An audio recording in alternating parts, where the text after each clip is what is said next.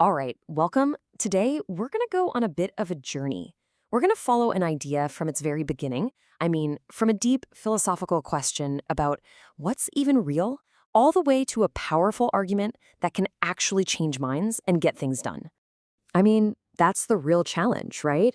We live in a world that's just completely flooded with noise, with information. So, how do you make your voice stand out? Not just to be heard, but to be trusted, to be remembered. Well, the answer isn't just about shouting louder. It's about following a very specific, structured process. And we're going to break that down step by step. Every single great argument, every groundbreaking piece of research, it all starts with some really basic assumptions about the world. Before you can even think about gathering evidence, you have to first decide what you believe about reality itself. Okay, so this brings us to these two kind of big philosophical ideas. First up is ontology. That's just a fancy word for your basic assumption about reality. Is there one single objective truth out there that we can measure? Or is reality something that's, well, shaped by all of us and our perceptions? And then flowing right from that, you get to epistemology, which is, okay, based on what you think reality is, how can we actually know things? Your answers to these two questions are the foundation for everything that comes next. And this is where a diagram like the research onion becomes so useful. Just look at it. You see how your philosophy, your ontology and epistemology is sitting right there in the middle, at the core? Every single choice you make after that, from your big picture strategy all the way down to the nitty-gritty of how you collect data, it all just grows directly out from that center. So once you've figured out that philosophical core, you basically hit a huge fork in the road. This is where you have to choose your main path for how you're going to discover knowledge. And it usually boils down to two very different approaches. On one side, you've got the quantitative path. This is the world of numbers, of measurement, of statistical analysis. This path starts with the belief that there's an objective reality out there and our job is to measure it. But on the other side, you've got the qualitative path. This is the world of stories, of interviews, of finding meaning. This path assumes that reality is subjective, and the real goal is to understand it from the perspective of the people living it. All right, let's put some official names on these ideas, because they have them. This table breaks it all down. That quantitative path we just talked about, that's formally known as positivism. It views reality as something objective, external. The researcher's job is to stay separate, value-free, and test a hypothesis. The other path, the qualitative one, is called interpretivism. It sees reality as subjective. Here, the researcher is actually part of what's being observed.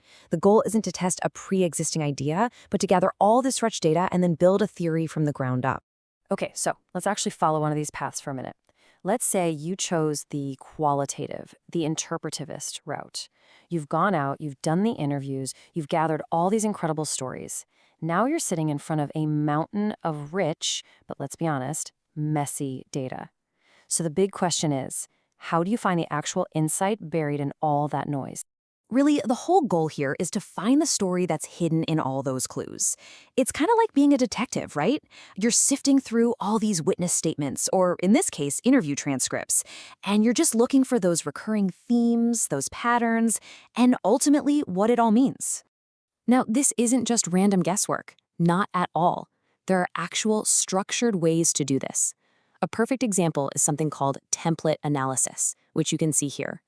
It's a systematic 6-step process that takes you from that initial overwhelming pile of data all the way to a final organized template of your key themes.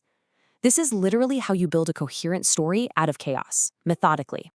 All right, so you've done the hard work, you've gone through the process, you've got your insights, you've found the story. But here's the thing, that's not enough. To actually have an impact in the world, you have to structure those insights into an argument that is clear, logical, and just incredibly persuasive. And for that, honestly, there is no better tool out there than the pyramid principle. The logic is so simple, but it's revolutionary. It's this: start with your answer first. Don't make people wait, don't build up to your big conclusion. Lead with it. And then use the rest of your time to prove why you're right. So right at the very top of that pyramid, you have your core message. This is the one single thing you need your audience to walk away remembering. It has to be a complete thought, a compelling recommendation, all wrapped up in one powerful sentence. Okay, holding up that core message is your key line. Think of these as the main pillars that support your entire argument. They have to immediately answer the audience's first question, which is always going to be, okay, why should I believe you? This is your logical backbone.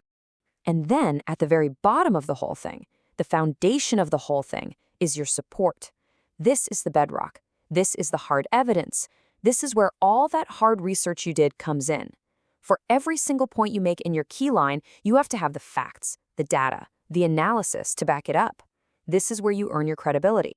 So now you have this rock-solid, perfectly logical argument. But here's the thing, that's only half the battle. The final and maybe most important piece of the puzzle is delivering it in a way that actually connects with people and sticks in their brains long after you're done talking. So, rule number 1, you have got to respect the limits of human attention.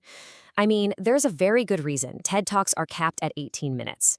It's designed to avoid something called cognitive backlog, basically just overloading your audience's brain until they can't take in any more information. Brevity is impact. Next up, you have to embrace the magic number, and that number is 3. For whatever reason, our brains are just wired to process and remember information in groups of 3. So when you're building that key line for your pyramid, aim for 3 supporting arguments. It's a simple little cognitive trick, but it makes your message so much stickier. And look, when you're actually presenting, you need to show, not just tell. Here's a powerful rule from some of the best presenters in the world. No more than 40 words total across your first 10 slides. Why? It's because our brains process images thousands of times faster than they process text.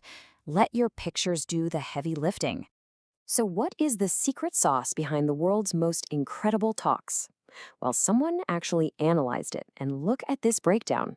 It's not about logic. A staggering 65% of what makes a talk persuasive is pathos. That's emotion. You have to connect with passion, you have to tell stories, and you have to keep it conversational. Logic only accounts for a quarter of it. And honestly, this brings our whole journey full circle, doesn't it?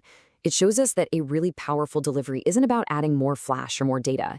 It's about restraint. It's about stripping away everything that's non-essential. And just think, if your research was qualitative, if your whole goal was to understand subjective human realities, then a delivery that's built on storytelling and natural connection isn't just a nice little add-on. It's the only way to authentically share what you found. Your delivery has to match your discovery. So we've walked this entire path together, from a fundamental question about reality, through the tough work of research, to the art of building a powerful argument, and finally, the science of making it unforgettable. You now have the complete roadmap from a simple idea to real-world impact. The only real question left is, what are you going to do with it?